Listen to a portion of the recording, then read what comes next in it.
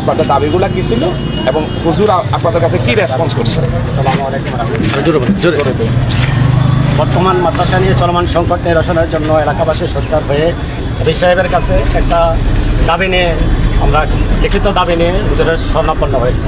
দাবিগুলো আমরা লিখিত দিচ্ছি আপনাদের মাধ্যমে দেশবাসী এবং এলাকাবাসীকে শোনানোর জন্য আরেক সবাই অনুরোধ করছে, এখন পরে শোনাচ্ছি। গোলামবাজার মাদ্রাসার চলমান সংকট নিরসনে মহাদেশের অন্যতম শেখুলা দেশ গোলামবাজার মাদ্রাসার মধ্যে আমেলা সভাপতি মোহতামিম আল্লামা নুরুল ইসলাম আলী সাহেবের নিকট এলাকাবাসীর দাবিসমূহ: 1. স্থায়ীভাবে একজন সেক্রেটারি নিয়োগ দিতে হবে, তিনি আদর্শবান ও সৎ চরিত্রের আলেম হতে হবে। 2. যাদের বিরুদ্ধে আর্থিক অনিয়মের অভিযোগ আসছে তাদেরকে অতি দ্রুত সময়ের মধ্যে তদন্ত করে দোষীদের বিরুদ্ধে আইনানুগ ব্যবস্থা গ্রহণ করতে হবে।